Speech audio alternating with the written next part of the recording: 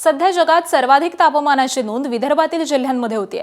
राज्यामध्ये सर्वाधिक 76% वनक्षेत्र असलेल्या गडचिरोलीनं देखील यंदा 1992चा 46.3 अंश सेल्सिअस तापमानाचा रेकॉर्ड मोडत 46.4 अंश सेल्सिअस तापमानाची नोंद केलेली आहे। 20 मे पासून हे तापमान 45 अंशांच्या पार गेलेलं असून सलग 5 दिवस 45 अंशापेक्षा जास्त तापमान गडचिरोलीमध्ये नोंदवलं गेलंय। याचाच आढावा घेतलाय आमचे प्रतिनिधी मंगेश भांडेकर यांनी। सध्या विदर्भातील अनेक जिल्ह्यांमध्ये विक्रमी तापमानाची नोंद होत आहे, तर राज्यात सर्वाधिक वनक्षेत्र असलेल्या गडचिरोली जिल्ह्यातही उच्चांकी तापमानाची नोंद झाली आहे।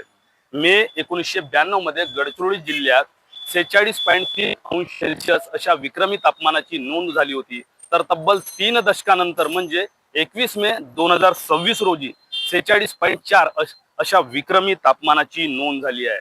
गडचिरोली जिल्ह्यात गेल्या 5 दिवसाच्या तापमानाचा विचार केल्यास 20 मे रोजी 45.6, तर 21 मे रोजी 46.4 आणि 22 आणि 23 मे रोजी 46, तर 24 मे रोजी 45.2 अशा विक्रमी तापमानाची नोंद झाली।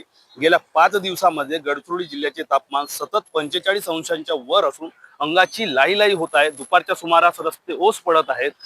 जिल्हा प्रशासनानं अलर्ट मोडवर असून जिल्हा सामान्य रुग्णालयामध्ये उष्माघाताच्या रुग्णांसाठी उष्माघात कक्ष सुरू करण्यात आले आहे। नागरिकांनी आवश्यक कामासाठीच घराबाहेर पडावे, अनावश्यक कामासाठी घराबाहेर पडू नये असे आवाहन प्रशासनाने केले आहे।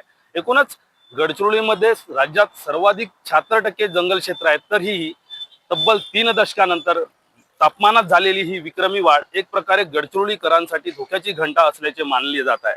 आजपासून पावसाचा रोहिणी नक्षत्र सुरुवात होत आहे, म्हणजे 9 तपांना आजपासून सुरुवात होत आहे। या 9 तपांमध्ये गडचिरोली जिल्ह्याचे तापमान असेल किंवा विदर्भातील इतर जिल्ह्यांचे तापमान असेल आणखी वाढण्याची शक्यता वर्तवण्यात आली आहे। एकूणच नागरिकांनी खबरदारी बाळगावी, आवश्यक कामासाठीच बाहेर पडावे आणि उष्माघातापासून बचाव करावा असे आवाहन जिल्हा प्रशासनाने केले आहे।